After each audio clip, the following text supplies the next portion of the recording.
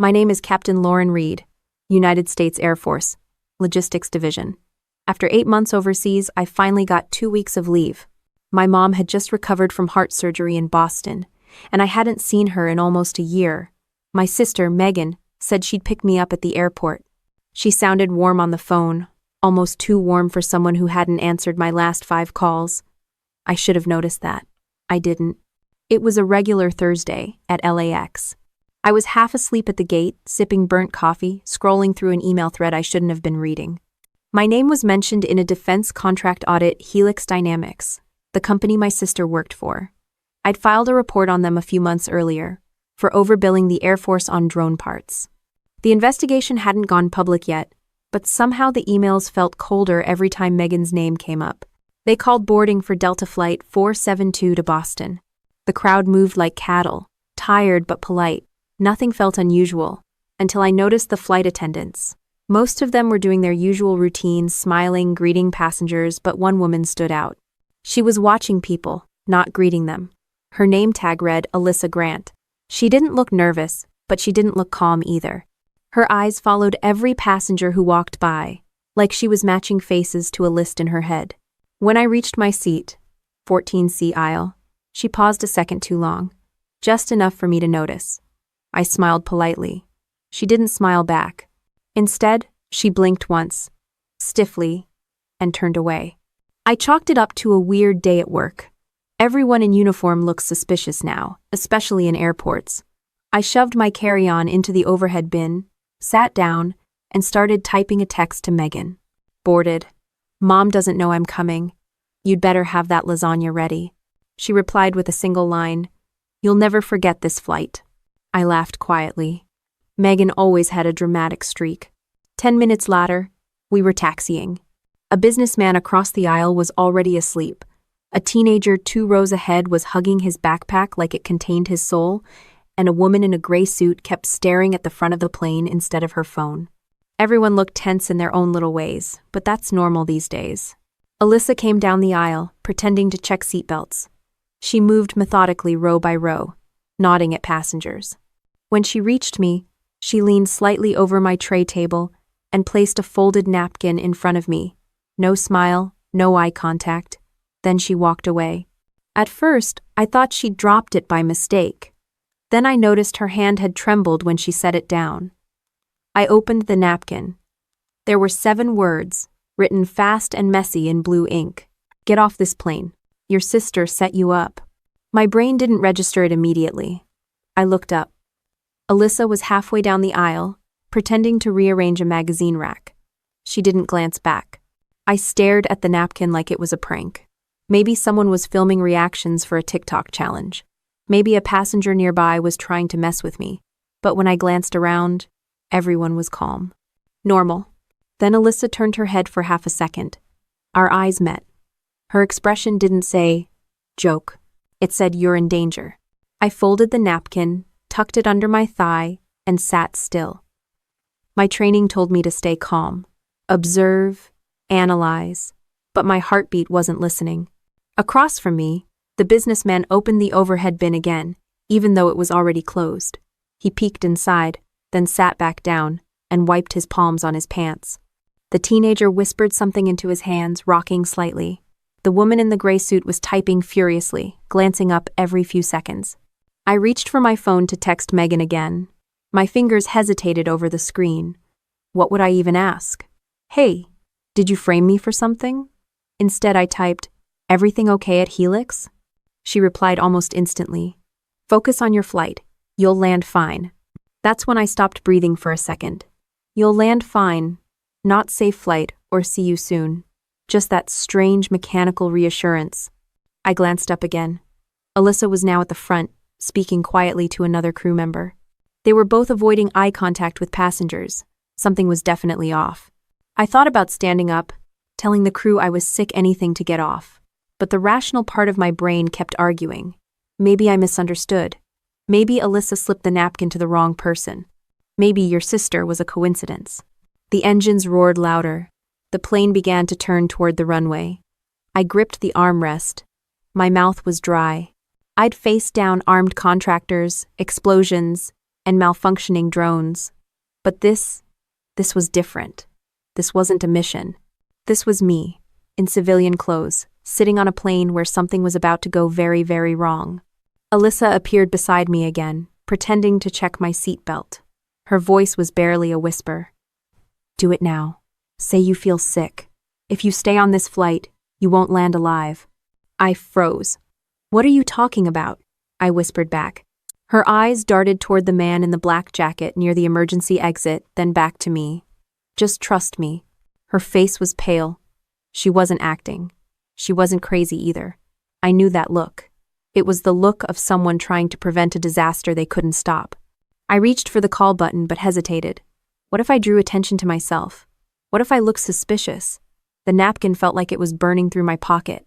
Then came a loud thud from the back of the plane. Passengers turned. A male attendant ran past me, his face white as paper. The teenager was breathing fast, muttering, "It's not mine. I didn't do it." Alyssa moved fast, stepping toward the cockpit. Her voice over the intercom sounded calm but clipped. "Captain, we need to return to the gate. Medical concern, row 14. My stomach dropped. Row 14. That was me. People groaned. The businessman muttered something about missing meetings. Nobody knew what was really happening. I kept staring at Alyssa, and she gave me the smallest nod, as if to say thank you for not arguing. The engine slowed. The plane turned. For a few seconds, everything felt normal again, until I caught sight of the man in the black jacket standing up slowly. His eyes locked on me. He stretched his arms like nothing was wrong, but his gaze said otherwise. Alyssa moved quickly between us, pretending to steady me. "Ma'am, please stay seated. We'll get you some water," she said loudly, for everyone to hear. Then she whispered, "Don't look back. Someone's watching you." Her hand was firm on my shoulder. Her tone was steady, but her breathing wasn't. I followed her down the aisle, pretending to be dizzy. Every step felt heavier than the last. She led me toward the front galley, murmuring to the other attendant. The word return repeated through the radio. The captain's voice came through. "Confirm medical? Passenger stable?" Alyssa replied, "Not stable, sir. Request emergency return." Her voice cracked on the word emergency. The engines eased again. The plane slowed. People grumbled, some taking out their phones. Nobody realized that something much bigger than a medical issue was unfolding. I sat there, pulse hammering, Alyssa beside me, pretending to fetch oxygen. She didn't look at me, but her whisper carried through the hum of the cabin. "Your seat was changed this morning, right?" I nodded. She stared straight ahead. "Then someone wanted you sitting there." The words landed harder than the turbulence that followed. The air around me felt heavy, like the whole cabin had shifted, and I was the only one who knew why. And then I heard the pilot's voice again, calm and professional. "Ladies and gentlemen, we'll be returning to the gate due to a minor passenger issue. Please remain seated." Minor issue. Right. I looked at Alyssa, who didn't blink once. That's when I realized I wasn't supposed to survive this flight. And I hadn't even left the ground yet. The plane was still moving when I realized I was holding my breath. Alyssa's grip on my arm loosened as we stopped near the gate. My pulse was hammering so hard it felt like my heartbeat filled the cabin. I could see passengers craning their necks, annoyed and curious, trying to figure out why we hadn't taken off. Alyssa leaned close again, keeping her voice soft. "We're going to open the door soon. Stay calm. Don't talk to anyone unless they're in uniform." She stepped away to signal the cockpit. I sat there, pretending to breathe through nausea. My mind ran through every scenario: terror threat, mistaken identity, prank, but one thought kept cutting through the noise. "Your sister set you up." The captain's voice broke through the speakers. "Ladies and gentlemen, we'll be returning to the gate for a brief medical situation. Please remain seated until instructed." The businessman across the aisle sighed dramatically. Unbelievable. Every damn flight. Nobody laughed. When the door finally opened, the first person to enter wasn't medical staff. It was a man in a plain dark jacket with an earpiece. Two more followed behind him, scanning the cabin. Their eyes locked on me. Alyssa moved fast, speaking before they did. "Passenger 14 Charlie, reported disorientation and chest pain." The man nodded slightly. "We'll take it from here." I stood up slowly, keeping my hands visible. Years in the military teach you how to read posture, tone, body language. These guys weren't airline staff. They were federal. Air marshals, maybe. As I stepped off the plane, I caught one last look at Alyssa. She was staring at the overhead compartments like she was memorizing their contents. Her jaw was tight, her hands steady. She gave me the slightest nod, barely visible, and then turned away. The tunnel connecting the plane to the gate was filled with cold air that smelled like disinfectant. My legs were stiff, my brain still trying to connect dots that didn't make sense. The agents didn't say a word as we walked. One of them guided me toward a service hallway behind the terminal, away from the crowd. We entered a small room with beige walls and 2 metal chairs. No windows. "Captain Reed," one of them said finally, "you were carrying a checked bag labeled under your name, correct?" "Yes," I said, my voice coming out hoarse. "Standard issue." "Why?" He didn't answer. The second agent placed a small black case on the table and opened it. Inside was a sealed plastic pouch. My name was printed on the tag inside, along with my military ID number. The item inside wasn't mine. It was a silver external hard drive with a red security sticker that read, "Classified, U.S. Air Force Systems." I stared at it. "That's not mine." The first agent crossed his arms. "We know. The problem is, someone wants it to look like it is." My mouth went dry.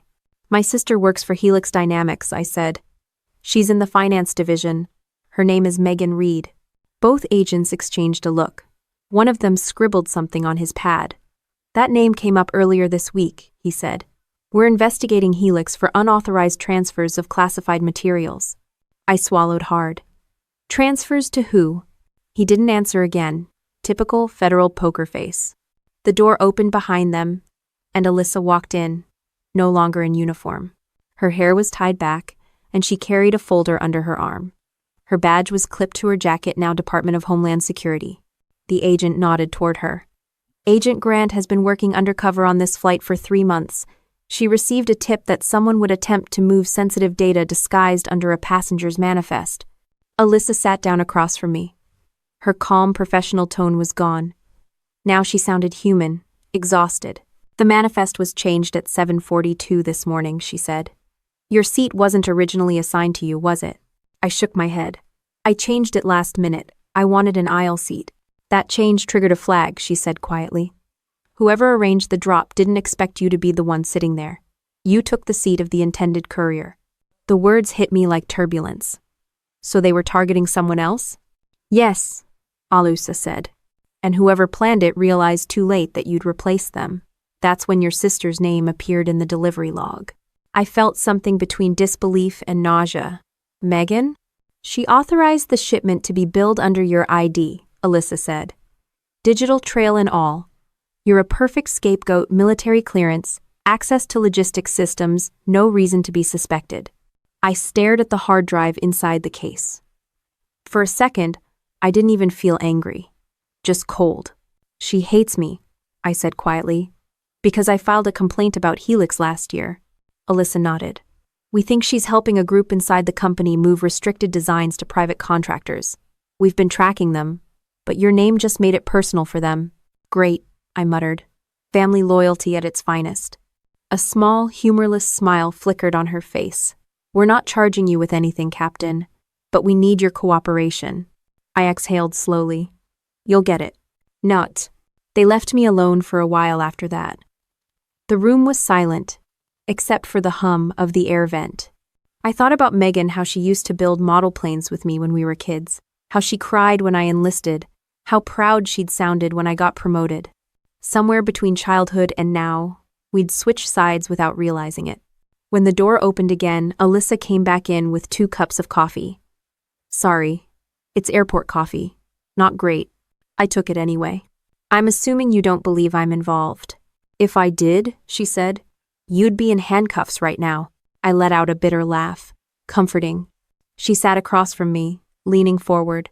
"Your sister's office was raided an hour ago. She wasn't there. Her phone's off. But one of her interns, Evan Blake, was supposed to deliver a package to a passenger named Dylan Cole. Does that name ring a bell?" "No," I said. "But I saw a guy in a black jacket sitting near the emergency exit. He kept checking the overhead bin." "That's him," Alyssa said. He's already in custody. He claims he didn't know what was in the bag, but he did mention your sister by name. Of course he did, I said. She made sure I'd take the fall if anything went wrong. Alyssa studied me carefully. She knew you'd be on that flight? I texted her when I booked it, I said. She even joked about picking me up from the airport. Then she knew exactly which flight to use, Alyssa said quietly. I stared down at the hard drive again, my reflection warped in the silver surface. Every instinct told me to compartmentalize, to think like an officer, not a sister. But that part of me wasn't winning. Alyssa stood. FBI is taking over the case. You'll need to give a full statement, but I want you to be prepared. If your sister's involved, this isn't going to stay contained to just Helix Dynamics. What do you mean? I asked. Someone at the company authorized funding for a project under a military shell account, she said. It looks like internal sabotage, not just data theft. Sabotage? I repeated. Alyssa nodded. They were building something classified. We just don't know what. But whoever's behind it wanted you to take the blame when it disappeared. I rubbed my temples. Perfect.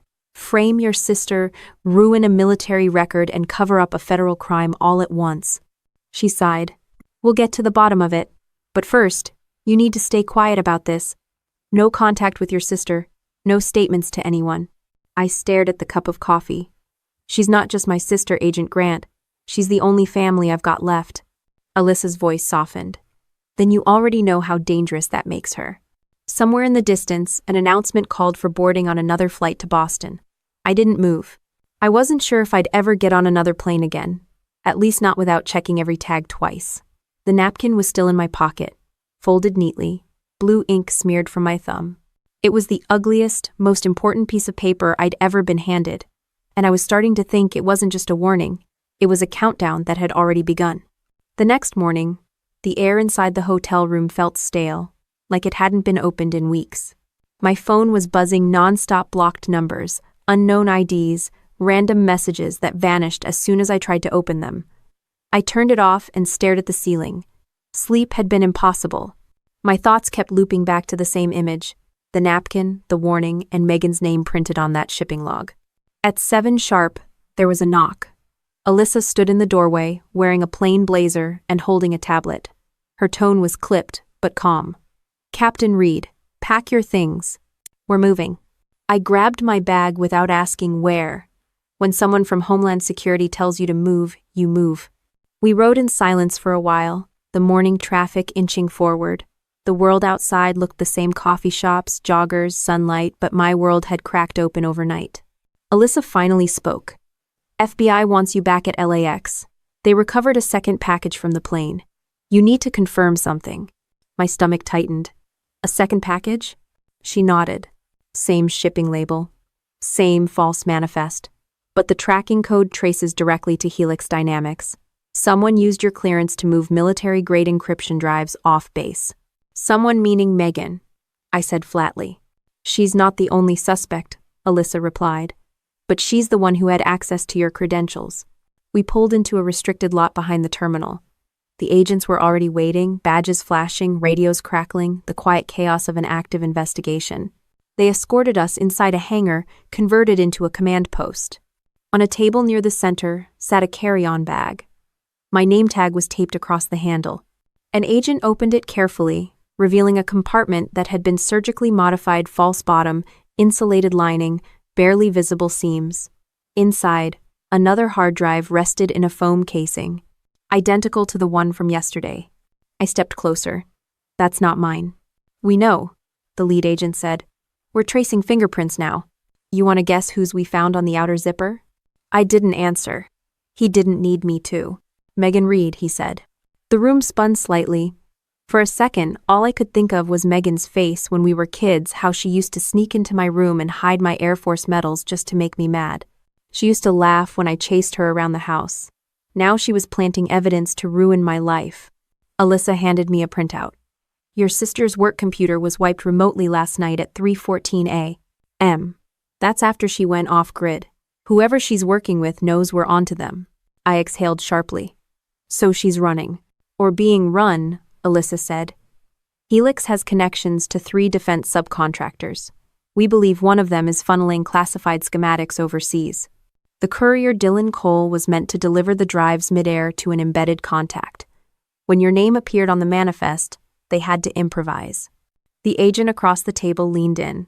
Which means your sister may have realized the operation was compromised and used you to deflect attention. Great, I muttered. Family scapegoat plan, phase 2. Nobody laughed. Alyssa walked around the table, lowering her voice. Lauren, I need you to think carefully. Did your sister ever mention someone named Keller? Or a project called Sparrow Frame? I frowned. No, why? She flipped her tablet around. The screen showed a schematic, some kind of aircraft component. We found encrypted references to a Sparrow Frame prototype. It's an experimental flight control algorithm under Air Force contract. You had clearance to the logistics side, but the design data came from Helix. My pulse quickened. If that data leaks, every drone in that system becomes hackable. Exactly, Alyssa said. And someone tried to move it under your name. The agent closed the bag. We're transporting this to Quantico. You'll stay under federal protection until we locate your sister. I looked him straight in the eye. You won't find her if she doesn't want to be found. Megan's smarter than people give her credit for. He shrugged. Smart doesn't matter when we freeze the accounts. Alyssa cut in before he could continue. We'll handle the search. I'll brief you in the car. We left the hangar, the sound of engines and radios fading behind us.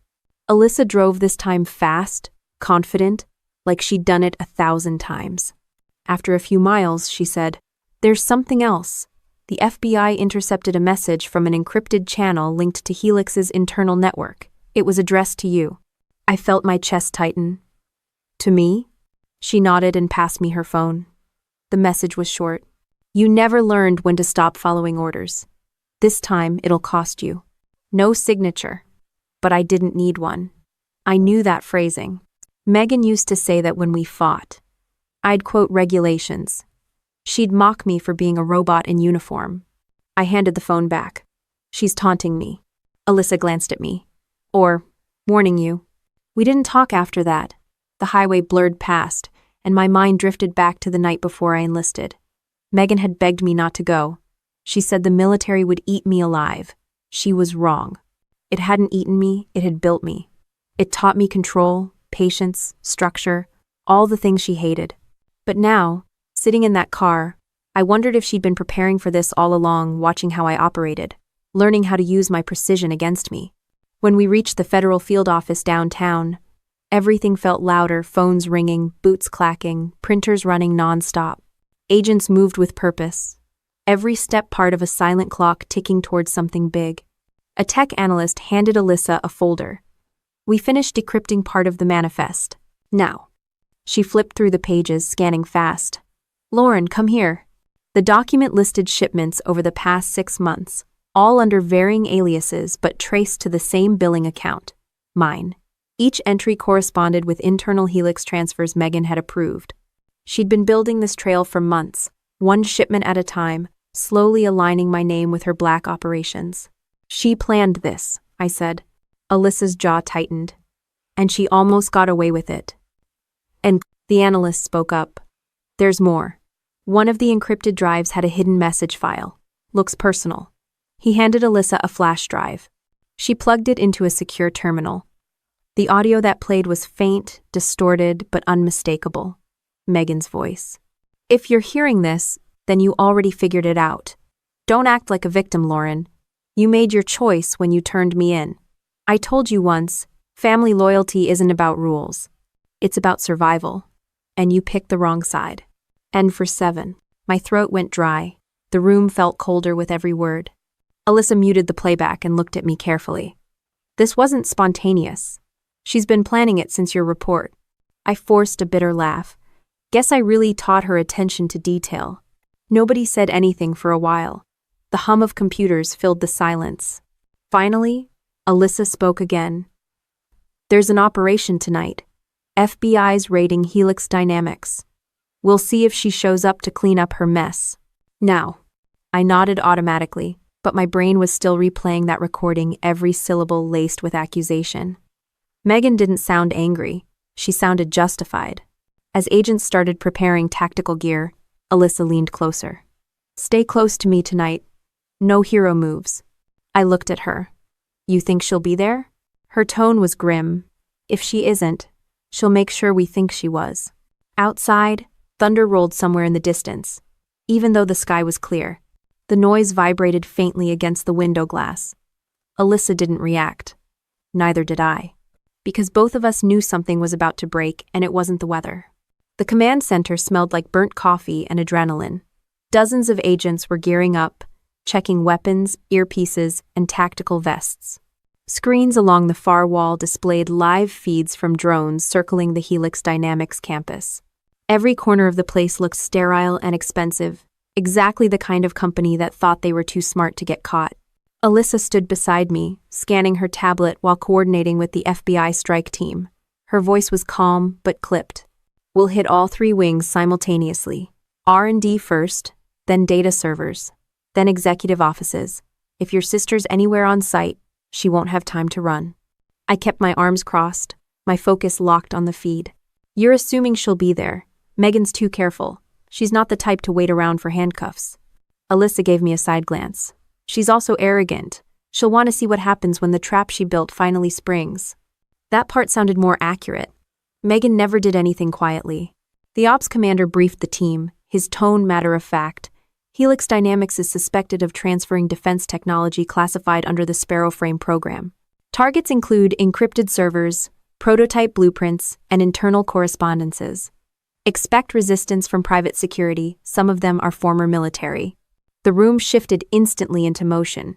No shouting, no dramatic countdowns, just pure, practiced coordination. Alyssa nodded at me once. Stay behind me, follow instructions, and don't make me regret letting you in this room. Wouldn't dream of it, I said. She smirked just slightly. That's what worries me. End quote. The convoy rolled out just after sundown. Black SUVs in tight formation. No sirens, no lights. The road ahead was wet from a passing drizzle, city lights reflecting off the asphalt like ghosts of traffic long gone. I sat in the second vehicle with Alyssa and 2 field agents, staring out the window at the blurred glow of Los Angeles disappearing behind us. She briefed me quietly. Helix uses biometric access. Megan's credentials are still active. If she's on site, she either hasn't realized we're coming or she wants us to find her. Knowing her, it's both, I said. We arrived at the complex in Torrance just after 9. The place looked deserted from the outside. No lights, no guards at the gate. But that only meant they'd prepared. Alyssa gave a hand signal. The first team breached the front lobby. A second team flanked through the loading dock. My pulse was steady, but every nerve felt electric. Inside, the halls were quiet. Too quiet. The kind of silence you get when people already know they've been compromised.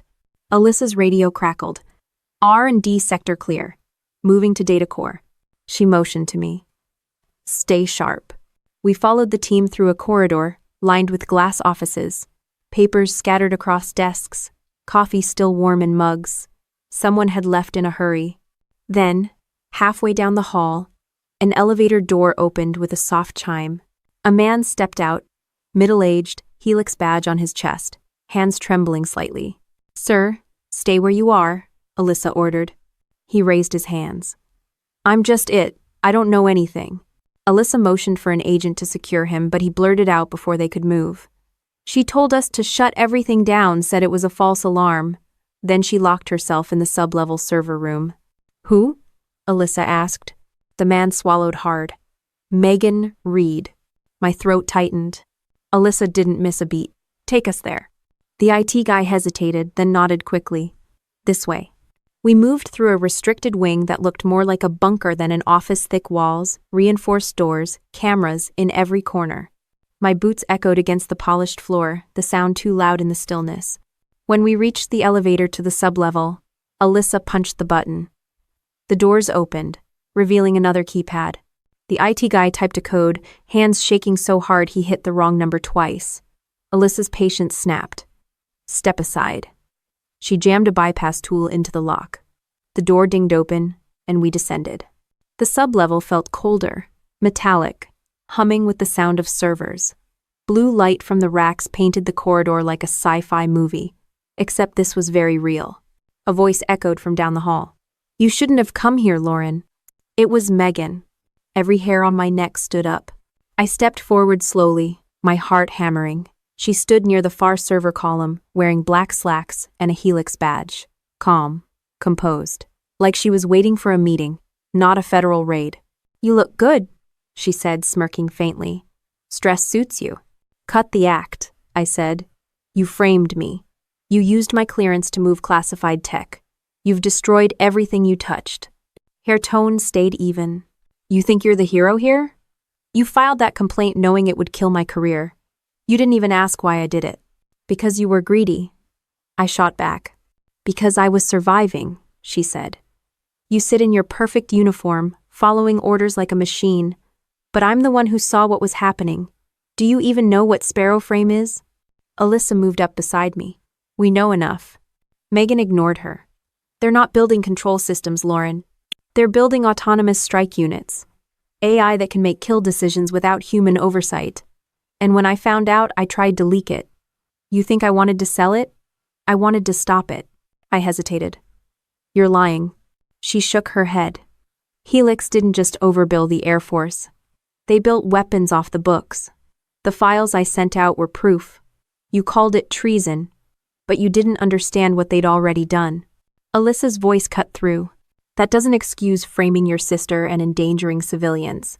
Megan smiled faintly. "You think you're the good guys? You're protecting the same system that funds this nightmare. I just changed the target." Before anyone could respond, a piercing alarm erupted from the servers. Red lights flashed overhead. The IT guy behind us shouted, "She triggered a purge." Alyssa grabbed her radio. "All units, data wipe in progress. Containment now." And agents moved fast, unplugging drives, yanking cables, sealing crates. Megan didn't move. She just stared at me like she'd already won. "I didn't want it to end like this," she said softly. "But you left me no choice."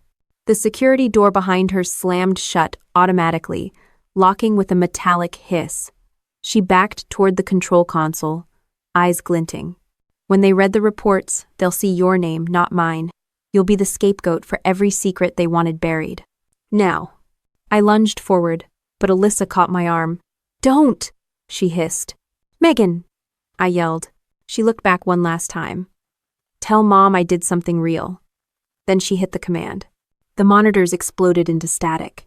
Every file, every drive, every trace of data vanished in seconds.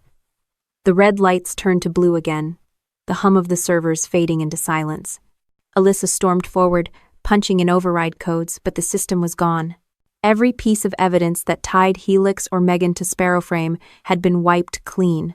The agents were shouting over the radios. "Purge complete. Target escaped through maintenance tunnel." I ran forward, but Alyssa grabbed me again. "Lauren, stop, she's gone." I stared at the empty corridor where Megan had disappeared, the hum of the servers echoing like a heartbeat that had finally stopped. For a long second, no one moved. Then Alyssa looked at the dead monitors and muttered, "She didn't just erase the data. She erased the trail." And standing there in the cold blue light, I realized she might have erased me too. The next 48 hours felt like being trapped inside a courtroom that never ended. Every question was a test, every silence an accusation. The FBI had moved me to a secure facility outside D.C. And from the minute I arrived, I knew I wasn't just a witness anymore. They were deciding whether to make me the face of the entire disaster. The interrogation room looked exactly like the movies. Steel table, 2 chairs, 1 camera in the corner. The man sitting across from me wasn't some rookie agent either. He was polished, measured, wearing a suit that screamed Washington money. His badge read S.A.R. Donovan. He spoke like he already knew all the answers. "Captain Reed," he began, sliding a folder toward me. "You understand why you're here?" I stared at the folder. My name was printed on every page. "Because my sister destroyed your evidence and made it look like I helped her." Donovan tilted his head. "You were the one who filed the complaint against Helix Dynamics. You had motive to bring them down." I clenched my jaw. That complaint was about financial misconduct. I didn't know they were hiding an entire weapons program. "End of treat. Maybe you knew more than you think." He opened the folder. Inside were photos from the Helix raid, the servers, the purge drives, even my own face captured on a surveillance camera. "You had top-level access to Sparrow Frame's logistics stream. You could have extracted the files yourself. I leaned forward. Do I look like I need to smuggle tech through a civilian airline? You think I risked my career, my clearance, for what? To make my sister rich? He didn't flinch. We think you might have been manipulated. Or coerced. By her? I said, laughing dryly. She's been manipulating people since we were 5. You can't be coerced by someone you stopped trusting a decade ago. Donovan studied me for a few seconds before shutting the folder. Your sister's disappearance complicates things. Without her, we can't confirm your level of involvement. I already told you everything I know. He stood, straightening his tie. Then we'll start again tomorrow. I, too. The door clicked behind him. Alyssa was waiting outside in the hall, arms folded. She'd changed out of her field gear and looked like she hadn't slept either. He's trying to get a read on you, she said. Oh, I noticed. He's got the empathy of a vending machine. She half smiled. That's his charm. We walked down the hallway together. Agents passed us, carrying boxes of evidence and laptops.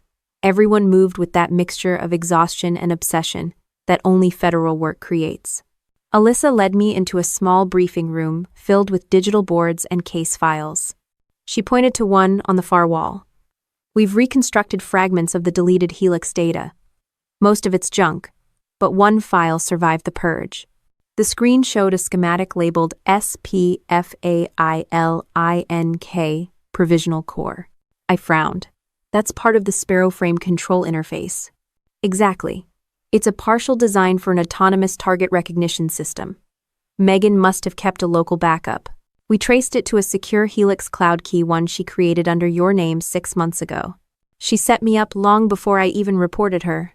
Alyssa nodded. This wasn't revenge on impulse. This was methodical. She planted breadcrumbs that would survive any investigation. I stared at the glowing diagram on the screen. How many people would have had access to that code? Less than 10. But most of them report to a man named Harlan Voss, Helix's chief operations director. Megan transferred her files directly to him 2 weeks before the leak attempt. Does Voss know where she is? Alyssa's expression hardened. He's not talking. But his private jet landed in Nevada yesterday, an unscheduled trip. We're watching him. I sank into a chair.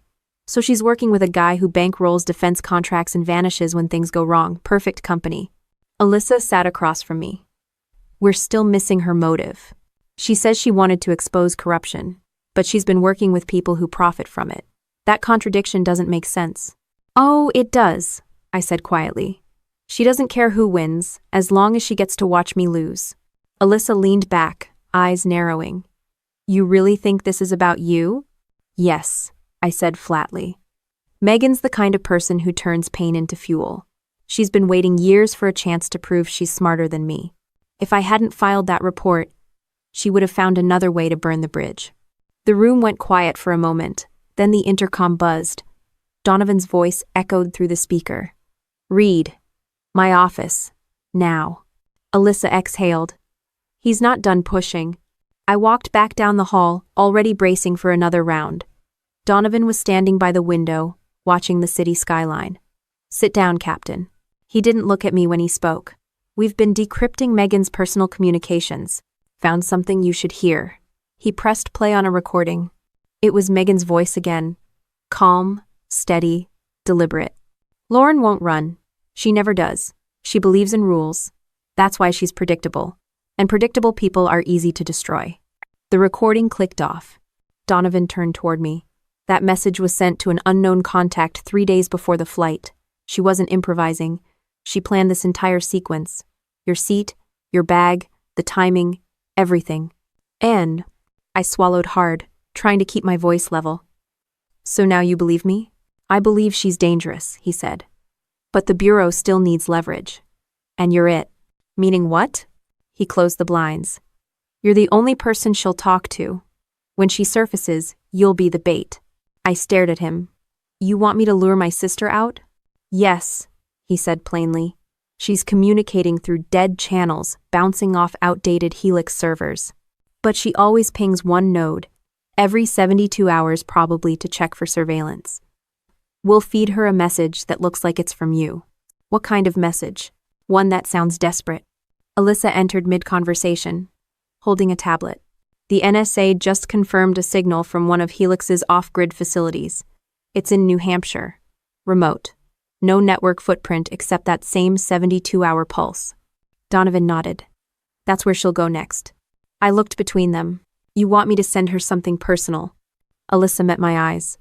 If she thinks you're broken, she'll come to finish it. I folded my arms. And if she's not the one checking those nodes? Donovan didn't hesitate. Then we catch whoever is. The silence stretched until Alyssa spoke again. We'll craft the message. You just need to record the voice clip. I felt the weight of that request sit in my chest like a stone. I'd given orders before combat extractions, airlifts, rescues, but this wasn't strategy. This was baiting blood. They handed me the mic. Alyssa hit record. I took a breath, forcing my voice to steady. Megan, I'm done fighting. You win. Whatever you wanted to prove, you proved it. I just want to talk. One last time. The light on the recorder blinked off. Donovan listened once, then nodded. Perfect. Upload it. As the agents dispersed, Alyssa lingered. You okay? I gave her a half smile. I just recorded an invitation for my sister to finish what she started. Sure, I'm great. She didn't laugh. Just remember she's not the only one watching. I sat there for a while after they left, staring at the empty chair across from me. The fluorescent light buzzed overhead, faint but constant. Somewhere in that sound, my brain replayed Megan's voice from the recording, steady, confident, unafraid. I realized I wasn't angry anymore. Just tired. Tired of being the good one, the reliable one, the soldier who always cleaned up other people's chaos. And when the clock on the wall hit midnight, I knew the signal had already been sent. Somewhere out there, my sister had heard my voice again, and whatever she decided next, she wouldn't keep me waiting long. The call came in at 3:14 a.m., exactly 72 hours after the signal was sent. I wasn't asleep. I'd been sitting on the edge of the bed for hours, watching the clock tick toward that moment. Alyssa had warned me it might take days, but Megan was never late for anything she planned. When the phone buzzed, I already knew who it was. The screen flashed, unknown caller. My chest tightened. I hit answer. Hello, Lauren. Her voice was calm, unhurried, like she was calling to catch up over coffee. But I could hear a faint echo, the hollow sound of a large, empty room somewhere isolated. You got my message, I said evenly. I always get your messages, she replied. You were easy to find. You always leave breadcrumbs, just like when you tattled on me to the Air Force. I gritted my teeth. You framed me for espionage, Megan. I think we're past the sibling squabble phase. She laughed softly. You really don't get it, do you? You're still thinking like a soldier. Orders, loyalty, chain of command. The world doesn't work like that anymore. End of Clee. You mean the world where you sell military AI to private contractors? That world, she said, is the only one still paying attention. You think the Air Force stopped the Sparrowframe project after I leaked it? No. They buried it, changed the name, kept funding it. They'll keep building machines that kill faster than we can blink, and no one will question it because it's wrapped in patriotism. Her words cut deep because part of me knew she wasn't wrong. I'd seen enough classified programs to know that morality and military spending rarely shook hands. But Megan wasn't fighting for justice, she was fighting to win.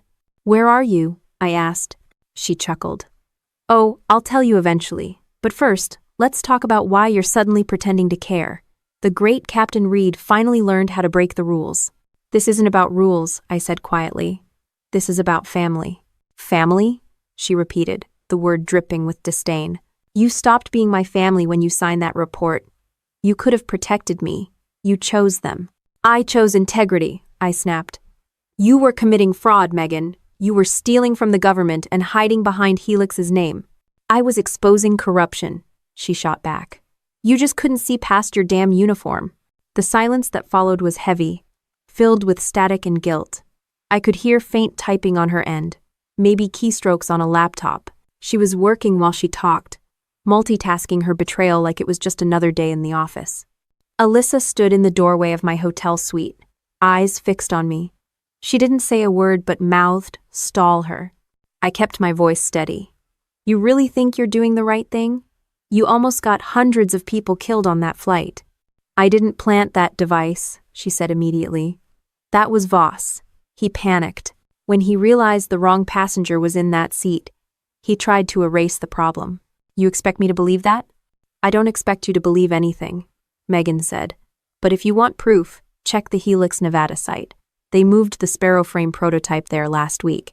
You'll find Voss's fingerprints all over it. He's building something worse than AI weapons now. He's building control. Control of what? Of people, she said softly. Predictive behavior algorithms. Military-grade profiling. They're feeding real soldier data into it: deployment records, psychological evaluations, biometric tracking. You're in those files, Lauren. Every decision you've ever made, every flight, every mission.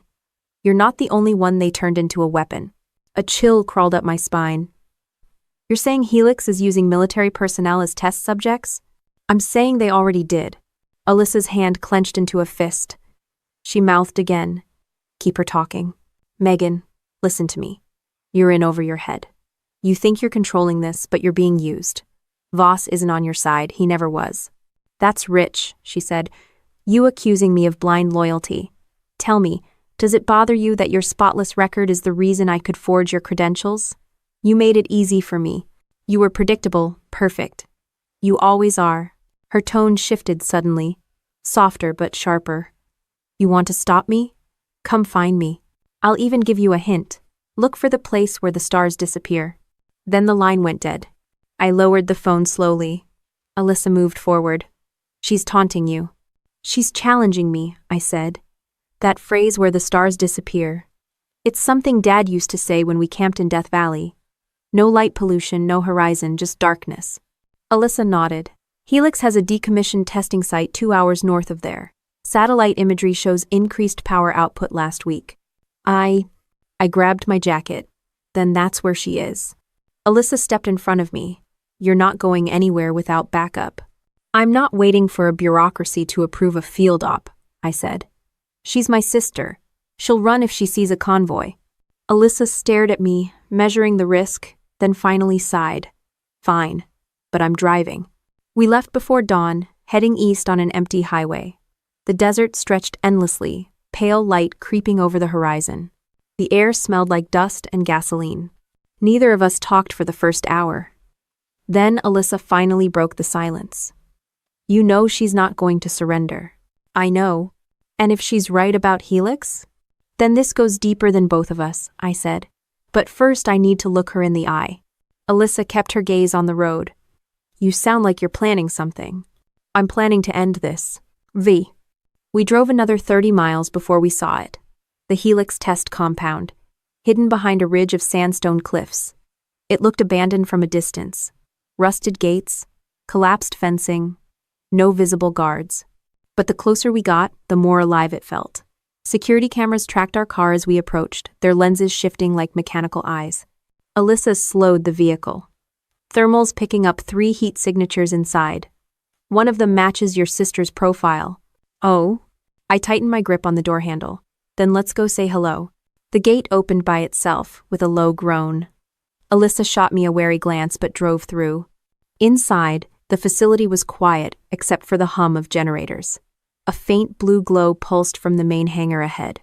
Alyssa parked behind a concrete barrier, and we got out carefully.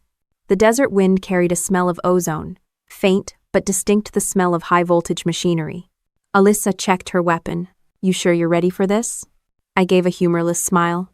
You ever stop being ready for family? We moved toward the hangar doors. They were half open, a thin line of light spilling through. I could hear faint voices. One of them was Megan's. The other I didn't recognize. Male, confident, probably Voss. We crept closer, our footsteps echoing off the concrete. Inside, I could see Megan standing near a massive console surrounded by racks of servers. The man beside her was typing commands, lines of code streaming across a dozen screens.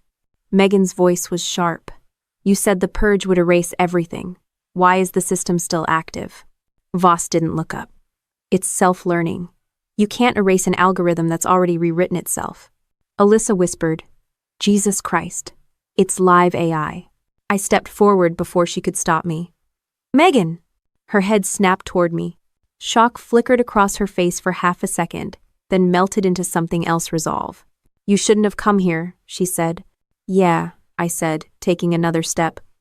I'm starting to hear that a lot lately. The hum of the machines grew louder, lights flickering across the servers like a pulse. Voss turned, smiling thinly. Well, the family reunion's right on schedule. Alyssa raised her gun.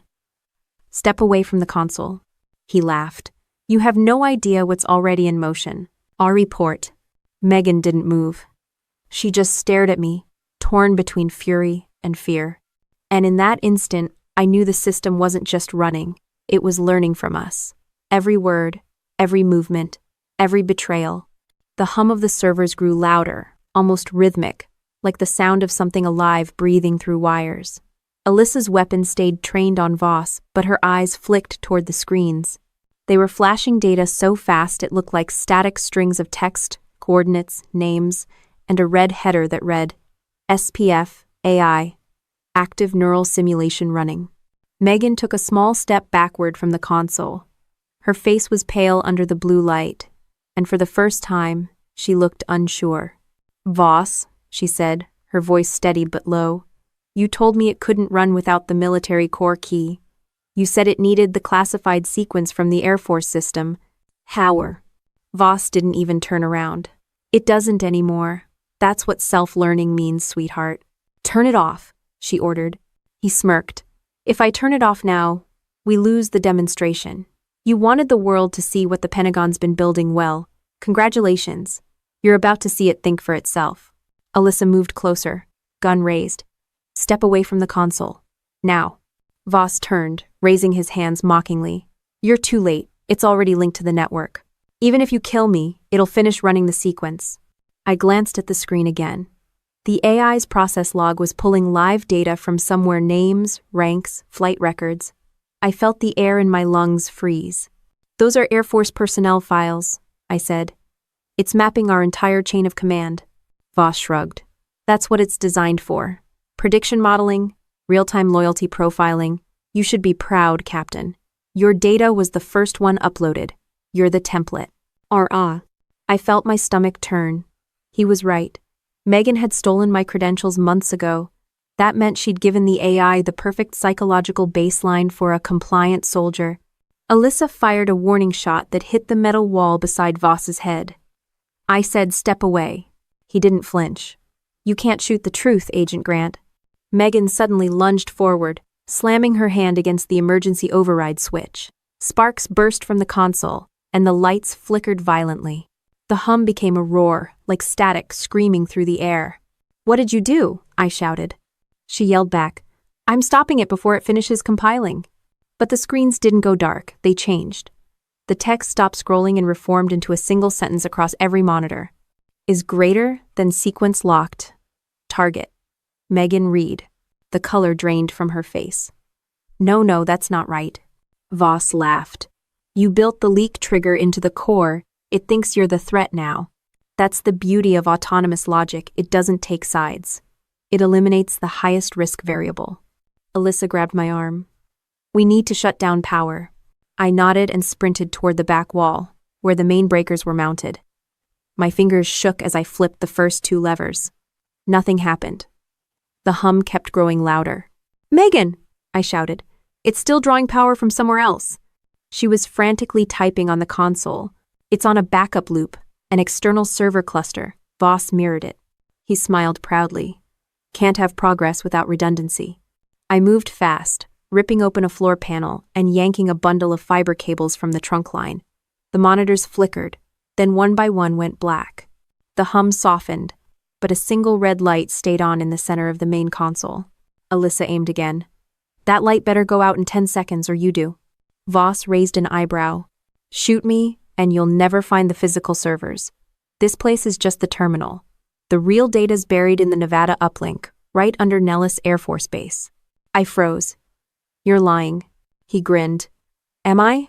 Alyssa's radio buzzed before she could respond. Tactical teams in position. A voice crackled. Ready for breach in 60 seconds. She responded sharply. Negative.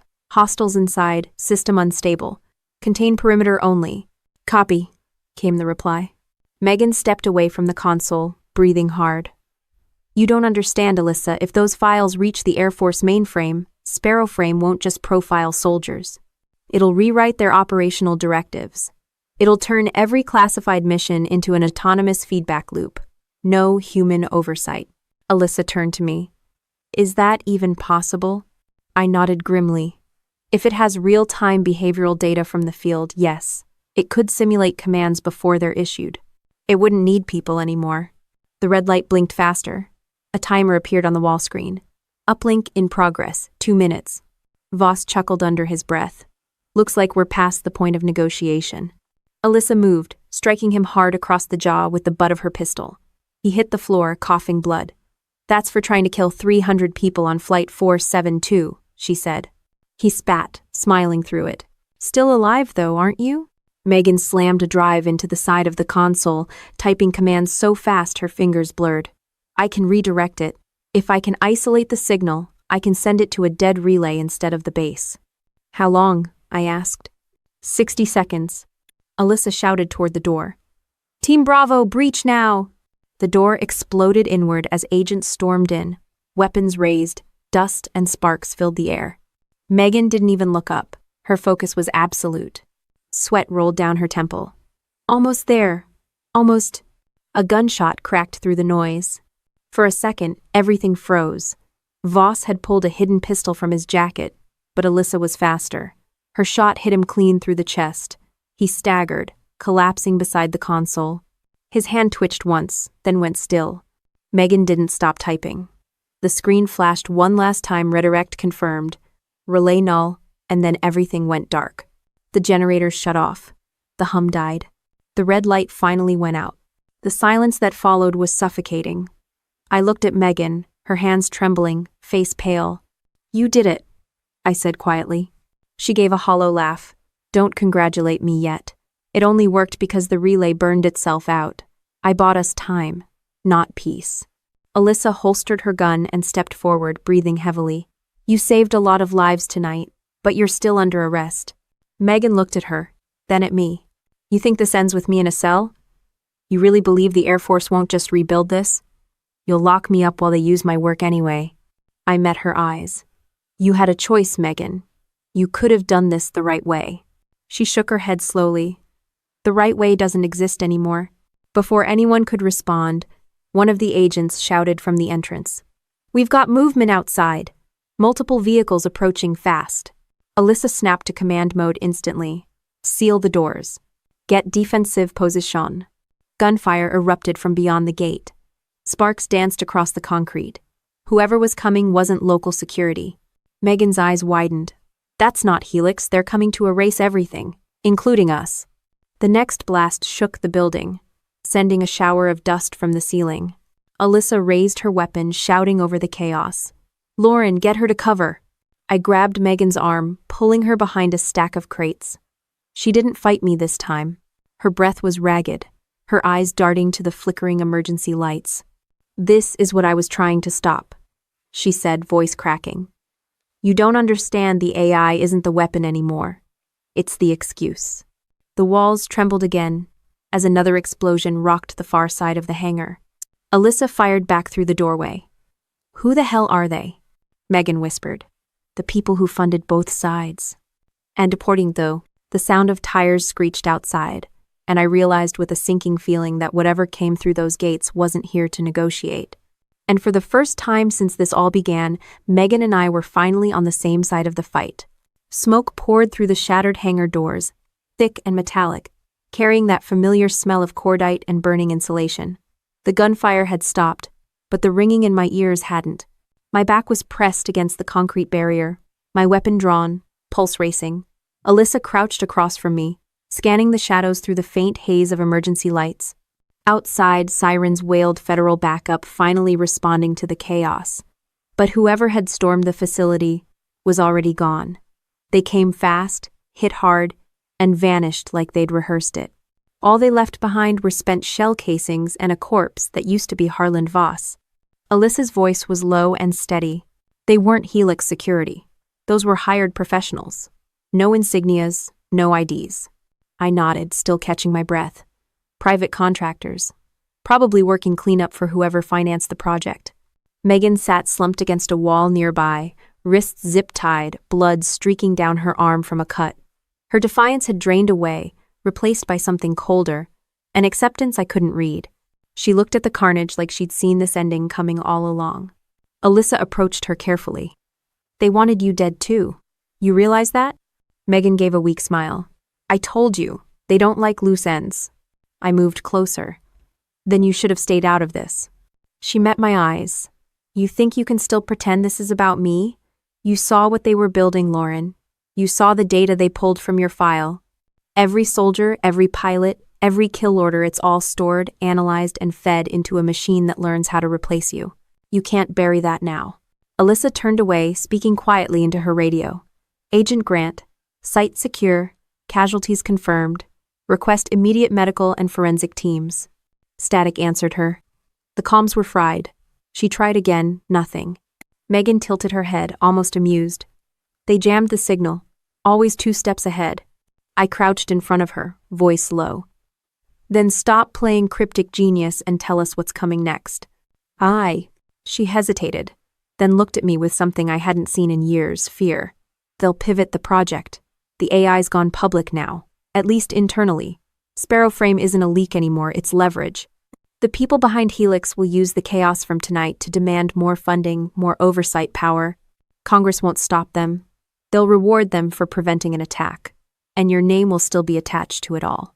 Alyssa turned back. "She's right about one thing. Once this hits the chain of command, they'll make you the scapegoat again. That drive from LAX was the setup. This raid just sealed the narrative." I stood up slowly, the reality hitting me harder than any explosion. So they win either way. Megan's laugh was bitter. "Welcome to my world." Alyssa motioned for 2 agents to escort her out, but I stopped them. "Wait. She's still the only person who knows how deep this goes." Alyssa frowned. "You want her protected?" "I want her alive," I said. "At least until someone higher up admits what's really happening." Megan arched an eyebrow. "Touching. You going to write that into your next report, Captain?" "Don't test me." She smiled faintly. "Wasn't planning to." We exited the hangar as dawn crept across the desert. The compound looked worse in daylight bullet holes, shattered windows, scorched walls. The air reeked of ozone and diesel. Emergency vehicles finally arrived, sirens cutting through the morning quiet. A paramedic checked my shoulder for shrapnel. I waved him off. "I'm fine." He gave me that look people give soldiers when they don't believe you but don't want to argue. "Sure you are." Alyssa stood a few yards away, talking to a federal supervisor who'd just flown in. The conversation looked tense, lots of hand gestures and pointing at reports. She walked back over after a few minutes, her face unreadable. "They're calling it a data breach," she said. "Official story is rogue contractor, corporate espionage, minor casualties. No mention of AI, no mention of Sparrowframe." I laughed once, short and humorless. "Minor casualties? Yeah, tell that to the people Voss had killed." "They won't," Alyssa said. "The higher-ups want this contained. You, me, and a few analysts will be the only ones with full clearance. Now, what about my sister?" "She's being transported to a federal holding facility," Alyssa said. "Protective custody for now." I looked toward the convoy where Megan sat in the back seat of an armored SUV, head tilted toward the window. For a brief second, our eyes met. No hate, no smugness, just resignation. Then the car door shut, and she was gone. Alyssa spoke again, quieter now. "You should know, Lauren. The data we recovered wasn't entirely destroyed. There's a backup fragment in the federal system. Someone uploaded it remotely during the raid." I turned to her. "Who?" She hesitated. "We don't know yet. But whoever it was, they used your encryption key." The world seemed to tilt a little. "That's impossible. My access was revoked." "Apparently not."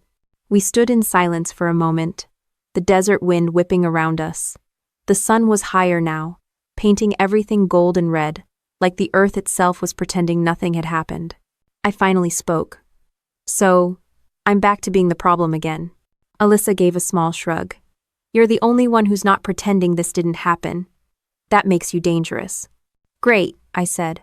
"I've always wanted to be a liability." She cracked a faint smile. "You're a terrible one. You think too much." A chopper thundered overhead, kicking up dust as it landed. Alyssa grabbed her files and nodded toward it. They want us at the field office for debriefing. And before you ask, yes, you're still under internal review. I followed her up the ramp. The noise inside the chopper was deafening, so we didn't talk. The blades beat out a rhythm that felt like a countdown. Every vibration seemed to echo one word in my head: unfinished. We landed outside Las Vegas 30 minutes later, at a small federal airfield. The hangar was already full of suits and analysts, all pretending to look busy. Someone handed me a tablet to sign off on my statement. It was a sanitized version of the truth, stripped of anything that mattered. I scrolled through the report. The part that made my blood run cold wasn't the lies, it was the footnote. Recovered data fragment confirmed. Designated Project Sparrowframe 2, reinstated under Department of Defense oversight. They hadn't buried it. They'd upgraded it. I looked over at Alyssa, who was scanning her own briefing papers. You see this? She nodded grimly. They moved the project to a new contractor. Not Helix this time. A company called Nemesis Technologies. I exhaled slowly. New name, same poison. We were both silent for a while after that. The hum of servers from a nearby room carried through the walls, that same faint electronic drone I'd heard in the hangar. It made my skin crawl. Alyssa finally broke the silence. You've got two options. You can play along and keep your clearance, or you can dig deeper and burn every bridge left. Those aren't options, I said. That's just a polite way of saying pick your punishment. She looked up at me. Sometimes the only way to expose something is to walk straight into it. I met her eyes. And what happens if it exposes me first? She didn't answer. She didn't need to. The room buzzed with low conversation, keyboards clicking, phones ringing. People moved around me like I wasn't there, just another asset to file away. And in that moment, watching the machinery of bureaucracy spin the story into something clean and palatable, I realized Megan had been right about one thing. No one ever stops the machine. They just learn how to stand in its shadow. I signed the report without reading the last page. My hand didn't shake. But somewhere deep inside, I knew I'd just signed more than a statement. I'd signed away the illusion that any of this could ever be fixed. The next week felt like being back in a war zone, except this time the firefight was made of paperwork, politics, and silence. They put me up in a secured military housing complex outside D.C., the kind where everything looks clean but smells like anxiety. The walls were beige, the furniture too new, and the cameras too obvious. I'd been through interrogations before, but never ones that smiled at me and offered coffee. Alyssa sat across the conference table, her blazer traded for a dark field jacket. She looked more like herself again, less bureaucrat, more operative. Between us was a thick binder stamped classified level for clearance only. They've officially pinned Voss as the primary architect of the breach, she said, flipping through the report. Helix Dynamics is being dismantled, and your sister's cooperation bought her a plea deal. Reduced sentence in exchange for full disclosure. I stared at the page but didn't read it. And what about the part where the program got resurrected under a new name? She sighed. Off the record, I fought to have that section included. They redacted it before it hit the official log. Sparrowframe 2 doesn't exist as far as the public is concerned. I gave a dry laugh. Perfect. Everyone sleeps better that way. Alyssa closed the binder. Look, Lauren, this isn't about public peace of mind. It's about containment. If people knew the government was experimenting with predictive command AI using live soldier data, it would collapse recruitment overnight. I leaned back in the chair, the fluorescent lights buzzing overhead. So they're saving the system by sacrificing the people in it. That's familiar. Don't make this harder than it has to be, she said. But her voice lacked conviction. I'm not making it harder, I said quietly. I'm just refusing to lie about it. Oh, she stared at me for a long second before speaking. You were a good officer, Lauren. You still can be. But if you go rogue on this, if you try to take this story public, they will destroy you. You'll be dishonorably discharged, discredited, erased. That's the cost of loyalty, right? I said. Serve the flag, not the truth. She exhaled, tired. No, it's serving the mission, not the noise. The meeting ended without resolution. It always did. I left the room with a manila folder and a gnawing pit in my stomach. Outside, the rain had started again, a cold, steady drizzle that made everything shine like polished gilt. Back in my assigned quarters, I tossed the folder on the table and stared at the digital clock blinking on the nightstand. I hadn't slept properly since the raid. Every time I closed my eyes, I saw the red light blinking above Megan's name. My phone buzzed, a restricted number again. For a second, I almost ignored it. Then instinct won. I answered. Captain Reed. The voice was male, calm, formal. This is Major Donovan, Department of Defense Liaison. We're moving your sister to Fort Dawes tomorrow morning. She'll be under federal witness protection until the review is complete. Witness protection? I asked. She's not a civilian. She is now. She's no longer under court-martial jurisdiction. Federal case supersedes military command. I hesitated. Does she know? She's been informed. She requested to see you before transfer. That was the part I didn't expect. Megan didn't ask for things. She demanded them. Fine, I said. When and where? 0800. Facility B secured wing. The line went dead. By the time I reached the holding facility the next morning, the rain had turned into fog. The world outside the fence looked muted, blurred. Inside, fluorescent light made everything harsh again. Megan sat in a glass room, hands clasped on the table. She looked different, smaller somehow. Not fragile, just human. When I walked in, she didn't bother pretending to be surprised. Captain Reed, she said, mocking the title with a tired smirk. Or should I call you the government's favorite liability? Drop the sarcasm, I said. You asked for this meeting. She tilted her head. You always were direct. Good.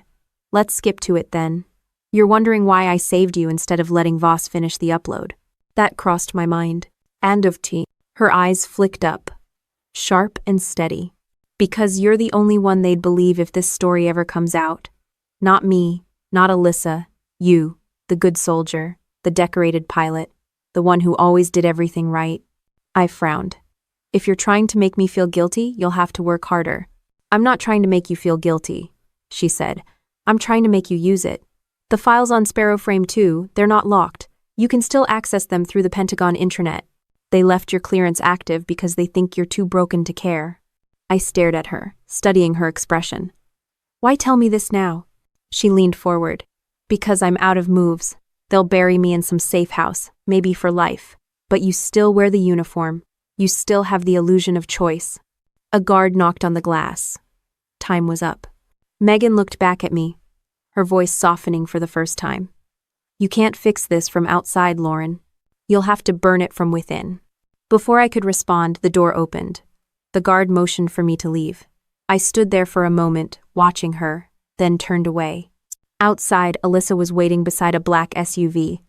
She had a cigarette between her fingers, though it wasn't lit. She get to you? She told me something useful, I said. That's what worries me. We drove back in silence, the city rolling past in muted gray. Every road sign, every checkpoint felt heavier than it should have. I could feel Alyssa watching me from the passenger seat, reading my face like a threat report. Finally, she said, if you're thinking about going after them again, don't. Not without a plan. I looked out the window. I thought you'd know me better than that. I do, she said. That's why I'm saying it. That night, I logged into the secure military network from my quarters. The access terminal hummed quietly, the same way it did in the Air Force Command Center. My old credentials still worked. She was right. The Sparrow Frame 2 project file appeared on screen, marked active. The system prompted a password override I didn't recognize, but underneath it was a familiar tag. User source, Reed, L. They were still using my data, still training the AI on my command simulations. For the first time since the flight, I felt something shift inside me, not fear, not anger, but clarity. The system wasn't broken. It was functioning exactly as designed. Alyssa called just after midnight. You're in the network, aren't you? I didn't deny it. She sighed. You can't just shut it down, Lauren. It's decentralized now.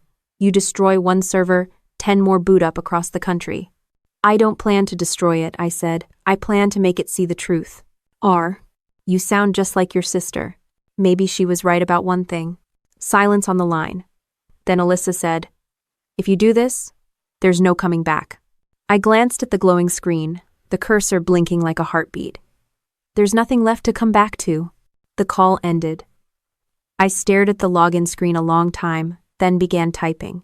Every soldier reaches a point where loyalty stops feeling like duty and starts feeling like debt. And tonight, I was done paying. The cursor blinked on the screen like a pulse, waiting for a command. My hand hovered above the keyboard. For the first time in months, there was no noise, no sirens, no gunfire, no shouting. Just the hum of the terminal and the faint sound of rain against the glass. The world outside the window was calm, unaware that the war had moved indoors, into the system itself. I typed my access code. The file tree expanded. Sparrow Frame 2. Project Continuity Protocol. Each line was a chain, each folder a locked vault. But buried inside one branch, under an old encrypted directory, I found something different, something human. Audio logs. The headers read, Command Reflection. Read. L. They'd recorded me. Every mission briefing, every after-action report, every private evaluation, my voice, my thoughts, my doubts, all fed into the AI. I clicked one. Captain Reed, Post-Operation Summary. Civilian extraction complete. Collateral 0. Request mission debrief at 0800. My own voice, calm and clipped, echoed through the speakers. Then the AI's synthesized tone replied, cold and flat. Evaluation complete. Efficiency rating, 94%. Emotional variance, minimal. Subject suitable for predictive model. I stared at the monitor, a sick feeling crawling through me. They hadn't just used my data, they'd replicated my judgment, my instincts, my voice. They'd made a weapon that could think like me without ever questioning orders. I opened the next file. It was Megan's. Subject read, M Intelligence Leak Analysis. Motivation, retaliation, predictive outcome, high success rate for ideological subversion. Emotional bias toward family loyalty remains exploitable variable. The AI had profiled her too. It had predicted her betrayal before it happened, maybe even shaped it. A chill ran down my spine. Megan wasn't just fighting the system, she was part of its test. I started typing commands to pull the root logs, overriding the authorization filters. Each file that opened made the truth sharper. The AI's core didn't belong to Helix or Nemesis. It was housed under the Department of Defense's Cognitive Combat Division. And its official directive wasn't about prediction. It was about replacement. Under primary objective, the line read, Phase 4, integrate Sparrowframe AI into active command structure to reduce human error and dissent. Reduce dissent. That's what they called conscience now. Alyssa's voice came through the intercom before I could go further. Lauren, step away from the console.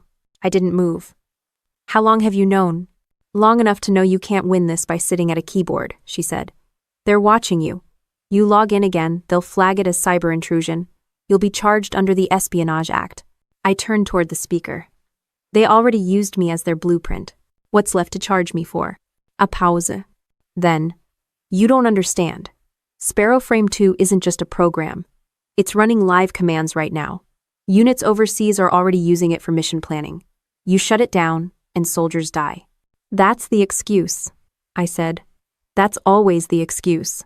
The door behind me clicked open. Alyssa stepped inside, rain dripping from her coat. She looked like she hadn't slept in days. You think this is simple? She said. It's not black and white anymore. You shut down the network, you cripple active operations. You expose it, you start a panic that'll destroy national security. I met her gaze. Then tell me what happens if I do nothing. Her silence said everything. I turned back to the screen. They built this to control people, not protect them. They'll feed it every decision, every mission, until it stops asking why humans exist in the chain of command at all. Alisa stepped closer. You want to take them down? Fine, but you do it smart. We gather evidence, build a case, leak it to people who can't be silenced. Like who? She hesitated. There's a Senate committee independent oversight. They're investigating defense tech abuses. If we hand them the files, they'll have to act. I laughed quietly. You still believe in oversight? You think politicians will destroy the same system that funds them? Her voice hardened. You're still a soldier, Lauren. Start acting like one. I stared at her, then at the screen, then back again. Every part of me wanted to believe there was still a line between justice and survival, but Megan's voice echoed in my head. You can't fix it from outside. You'll have to burn it from within. My fingers flew across the keyboard. Alyssa grabbed my arm. What are you doing? Not burning it, I said. Rewriting it. The command interface opened. I typed in a new instruction sequence, splicing into the live neural core. Alyssa's eyes widened as the code scrolled faster than she could follow. You're embedding a logic loop? I nodded. A truth clause. Every time the system makes a prediction, it'll be forced to evaluate the ethical outcome before executing. It'll start questioning itself. That'll cripple decision speed, she said. Good, I said. Maybe we could use a little hesitation. End quote. The system beeped twice, then displayed integrity loop accepted, recompiling core parameters. Alyssa exhaled shakily. You realize if this works, you just gave a machine a conscience. If it doesn't, I gave it confusion. Either way, they'll never trust it again. For a moment, neither of us spoke. The monitors flickered, then stabilized. The AI's voice returned, calm but softer somehow. Captain Reed, confirm directive modification. I looked at the screen. Confirmed. 1. Directive updated. Mission efficiency secondary to human preservation. Alyssa whispered, Holy hell, you actually did it. The lights dimmed slightly, and the terminal began shutting down one by one. It wasn't a crash, it was a choice. The system was taking itself offline. Then, as the last screen went dark, a faint voice came through the speaker, distorted but familiar. Megan's. Told you, big sister. Sometimes you have to break it to save it. I froze. The voice wasn't coming from the audio files, it was live. Alyssa caught it too, her eyes wide. She's in the system, she said. Megan's signal, it's bouncing through the satellite uplink. I swallowed hard. She embedded herself. Digital imprint, Alyssa said. She uploaded her consciousness as a failsafe. The static faded, but one final line came through. If they rebuild it, I'll still be here. Keep them honest, Lauren. Then silence. Alyssa lowered her head. Your sister just became part of the machine. I closed my eyes. No. She became its conscience. Outside, dawn broke over the base, pale light cutting through the clouds. The air was still, for once. No alarms, no alerts, no chaos. Alyssa stood beside me, watching the horizon. You think it's over? I shook my head. Not over. Just quieter. We stood there in silence, two soldiers who had seen too much of what truth costs. I thought about loyalty, the kind they drill into you until it feels like oxygen. And I realized it isn't about obeying orders or protecting secrets. It's about protecting what's right, even if you have to destroy the uniform to do it. Somewhere inside the government's hidden servers, a machine was learning the one thing no one programmed it to understand: doubt. And for the first time in a long time, that felt like hope.